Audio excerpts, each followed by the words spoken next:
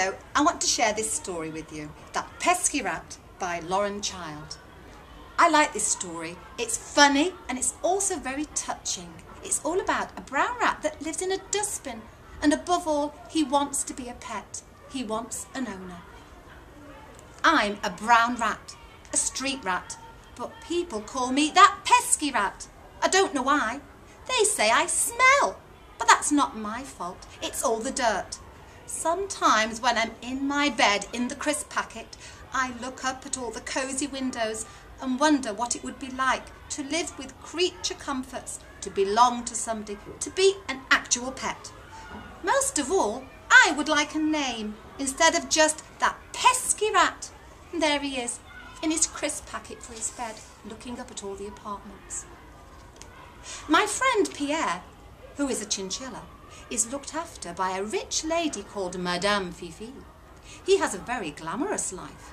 He lives in the lap of luxury. You can see him there, sitting on a cushion. He looks a bit like a mouse. I say I would rather like to live in a fashionable apartment and be fed chocolates and sit on a feather cushion. And there's the rat, imagining eating chocolates and sitting on a cushion. But Pierre says, well, it's not all cushions and chocolate. Madame Fifi has me shampooed at the pet parlour once a week. There he is having his shampoo. I hate having baths and I'm allergic to soap. There's the rat sitting in a sink thinking, uh-oh, I don't like the sound of that. He has another friend called Oscar, a Siamese cat. He lives with Mr. Washington, a very busy businessman. Mr. Washington is always at work, so he doesn't have time to wash fur or be stripped, so that sounds better. If I lived there, I could do whatever I liked. And here he is, imagining swinging from the lamp with his friend Oscar and having fun. Oscar says, doing whatever you want can get tiring. I sometimes get bored watching the same old shows on TV. And sometimes I even have to get my own supper. And there's Oscar having to make his own supper. Rat thinks, I'm good in the kitchen, but I do hate being bored. And there he is, lying on his back on the couch, imagining being bored. He has another friend, a lop-eared rabbit called Nibbles. He works in a circus with Mr. Hoopla. It must be so exciting, never a dull moment, swinging on the trapeze 1 minute, tiptoeing on a high wire the next.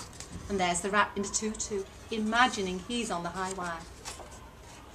But there's always a downside to all these lives, because Nibbles says, well, it's fun hopping through hoops, but sometimes I want to take my clown's nose off. It hurts my nose, and I want to put my feet up.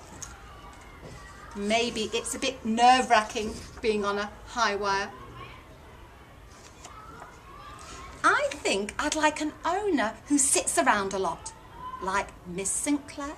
She has a Scotty dog called Andrew, and they're always sitting by the fire, eating supper on a tray and spending the evenings doing jigsaw puzzles. There they are, Miss Sinclair and Andrew doing the jigsaw puzzles. But Andrew says, well, on the whole, I like it very well.